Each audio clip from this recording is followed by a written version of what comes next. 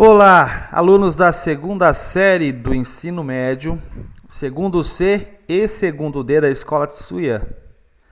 Espero que vocês estejam bem. Hoje, dia 9 de setembro de 2020, e nós estamos aqui para a nossa aula de Física. Na aula dessa semana, nós faremos a correção das atividades que foram propostas nas aulas anteriores. E vamos começar pela aula do dia 10/8. Teve como tema essa aula som, características físicas e fontes.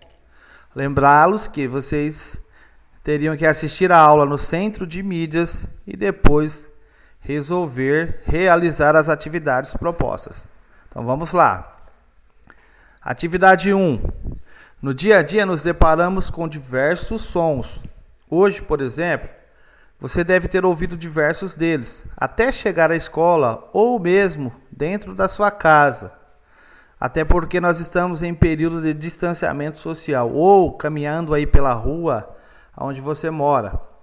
Mas você já parou para pensar como eles são produzidos? Como os ouvimos? Nessa atividade, você deveria fazer uma lista desses sons que você ouviu aí na sua casa ou na rua que você mora ou por onde você caminhou, para depois responder as questões 1, 2 e 3, tá? Então, teria que fazer essa lista.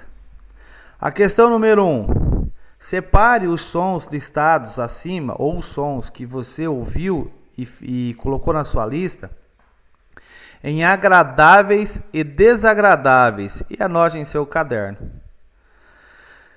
Sugestão de resposta. Eu coloquei aqui, sons agradáveis que todo mundo ouve, acho que diariamente, pássaro cantando, um barulho da chuva caindo.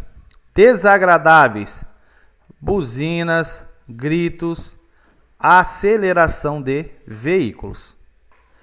2. Agora que você já realizou a separação, quais desses sons podemos definir como música ou ruído? Era uma resposta pessoal e eu coloquei aqui uma das várias definições que tem música e ruído. Música, o que seria música? Combinação harmoniosa e expressiva de sons. Aqui nas minhas respostas, que se encaixaria aqui, os sons agradáveis, que eu coloquei na lista lá em cima. Pássaro cantando e barulho da chuva caindo. Ruído, o que é ruído? Som ou conjunto de sons que causam uma frequência desagradáveis ao ouvido. Que causam frequências desagradáveis ao ouvido. E o que se encaixa aqui no ruído? Os sons desagradáveis, buzinas, gritos e aceleração de veículos.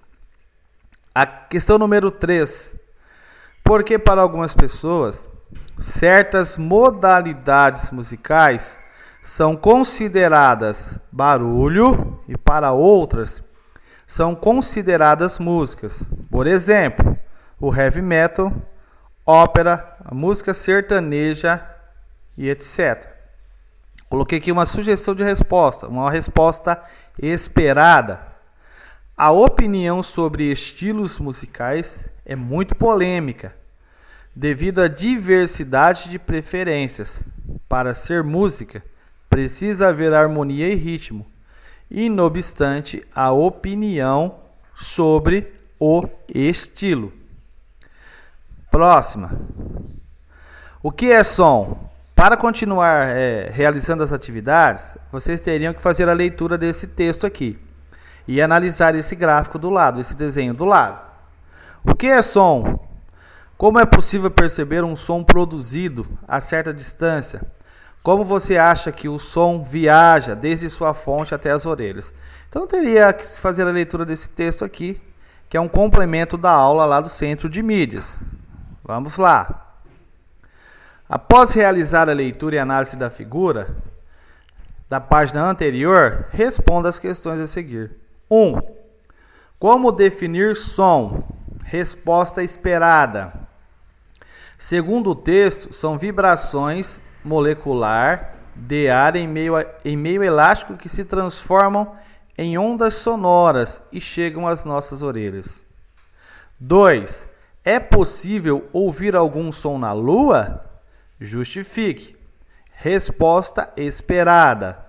Se o som precisa de um meio elástico para se propagar, na Lua não existe atmosfera, ou seja, a ausência de meio. O som não se propaga, não podendo, portanto, ser ouvido. Terceira, o que representam os pontos pretos mais espaçados e os menos espaçados? Vou voltar lá no desenho. Esses pontos aqui, ó, tá? O que esses pontos aqui representam? Resposta esperada. Os espaçamentos dos pontinhos representam regiões nas quais o ar se encontra, ora mais rarefeito, ora mais comprimido.